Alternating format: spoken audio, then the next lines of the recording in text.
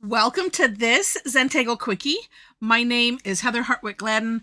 I'm a certified Zentangle teacher, and today we're going to take a look at the tangle Palais from CZT Mika Shiohara. And I hope I pronounced all of that at least close. Okay, this is a neat tangle. I've been eyeballing this one for a bit, and it's just interesting. And there are many ways it can be used. What I'm going to do is just share. Well, I'll share all of them. Okay. Starts off with. Oh, let's see. I'm going to draw it up here because the first thing I did a little sample, and I'll share it with you on two of the different ways that you can use it. But one of the other ways is you can use it in a line. So I'm going to start one up here, and then maybe we'll do a couple. We'll see. Yeah. All right. So it starts off with, it's kind of a C-shaped curved line. We're going to make a diamond essentially. And because I a lot of times feel like I need to, because I am, thinking of early, introduction to Tangle me, and, not knowing how to draw stick people to save my life, or not feeling comfortable enough. And I know that I would look at something if it was just, wait, let me finish it. So wait, we do this C-shaped curved line, then one on the other side, and then two mirroring it. If I just see this, old me, pre-Zentangle me, I don't know. I don't feel like I would have had I would have just went, okay, no, I don't draw. That's probably what I would have done. But anyway, so I just to explain why sometimes you might see a little, one part of the step in a little box, and think it's silly. It's for the people like me that, you look at something and you're like, I don't have a clue. So that's what that's for. All right. So once you have this shape, then we're going to put basically a spiral on this side. So, and then wait, side note, this time could be a little bit more elongated, but you take a look at the For More Inspiration link and you will see, well, at least these two, because on this side, we're essentially elongating them, but we're putting it into a spiral. So we're going to do like this, coming out from that side and going around. Or you could call it a print top. That's okay. And then we're going to do the same thing on the other side. Like so. And flip it. Or actually, flip it. Do it basically so that way your hand is comfortable and you can feel comfortable doing it. It's so important. All right. Going to do it on the other side. And then two, going slow helps. I'm having extra lessons in that this week. And while they still might turn out a little bit different, there's just something about going slower that's just nice. All right. Now, as she mentioned, this can be done in a string. So, and I like her one sample where she kind of does, oh gosh, let me look again. Oh no, it looks like, well, there's some that are continuous and some that aren't. You know what? I'm going to do it from this side. We'll see. That's going to be daring. Okay, let's get it even. We'll start it from the top, and then maybe we'll have a little filler. We'll see how this goes.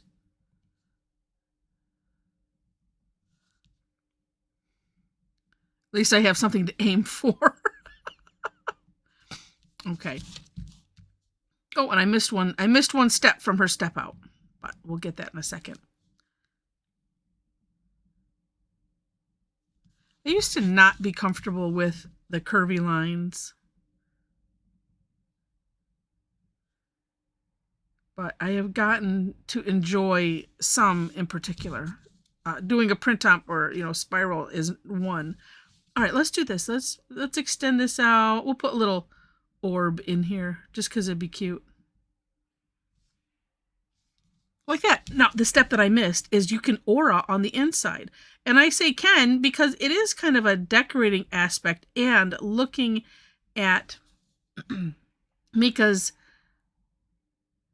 samples, she has some that aren't filled in and they're shaded, looks like. But this is, it's always up to you, however you want to decorate. And, I did that on the other ones. Something else, because you could just leave it open. That looks cool. You could leave it open, but thicken. I'm going to fill it all in, but this way I can show you. You can fill in the one side. Look at how that makes it, have some depth. But I'm going to fill it all in, so that way I'm consistent with what I do. There we go. And this one, I'm not sure how you might want to shade it. Well, I can give a thought. That thought, wait, let's see. I always like to look back and see what they did. Well, here's what that thought could be. That thought could be, maybe, let's just put it on this outer. Why'd I skip all the way down? I don't know.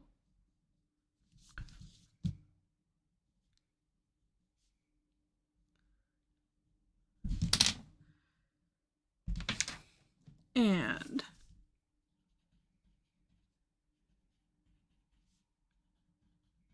you don't have to add shading. I just think it's so cool. And I want to add it to everything that I can. But that's kind of neat. You could also, which I will do right here, put a little on the inside. Why did I did that just a minute ago. Skipped that. I think that's neat because it makes it kind of look poofy.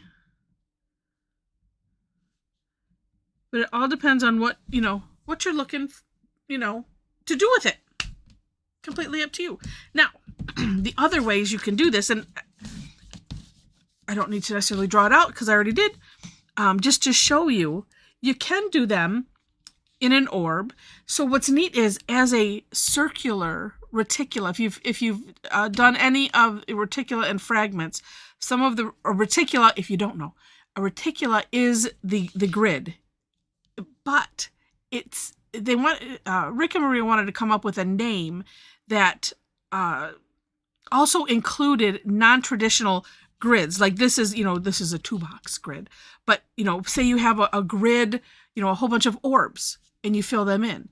And the idea behind it is, you do the fragment inside the reticula, and you can turn it around as you like, and you see what meta patterns show up.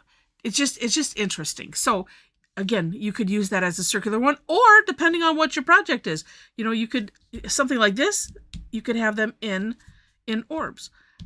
Or if you want to do a border, and you want to use a grid type pattern, then you can put it in there. So it's just nice options.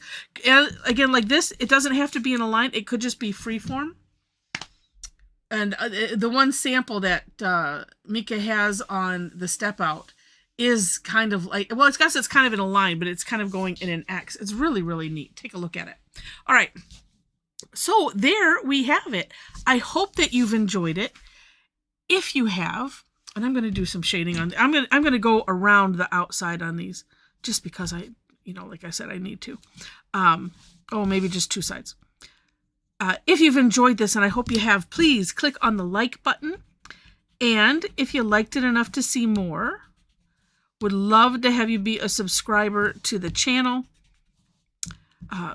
I've mentioned the description section. Okay, so I did go all the way around. Oh, but look at how neat that looks. It kind of looks like it's like glass. I'm going to do it on these too, because like I said, I like to do shading. All right, in the description section, again, you'll find the links to the step outs. And then below that is my Linktree link. So again, if you enjoy my style, the way I present things, and you want to connect with me via social media, all of that stuff is there. My website is there, so if you want to follow my blog. And right now, the blog consists of a daily tangle and the occasion that I send out a recap from a class. So right now, it for sure will, it'll only bug up your email once a day, and that's it. Well, and I can't say that, I can't promise that, because there are times where I will send out, well, at least a recap. So maybe 2. Very rarely do I do 2 recaps in a day. All right. Just interesting. Ooh, and you know what? Here, because I wanted to do something a little different. Let's coffer these. Even though I have it filled in, this is just another something you could do. And the coffering is just, if you can see what I'm doing, I'm just going from point to point like that. It's just kind of cool. Makes it kind of gemmy. Let's see, what else in the description section? Well, I mentioned classes. If you are interested in tangling with me online, me and a bunch of Tangle addicts, we do that on Thursdays. It's free.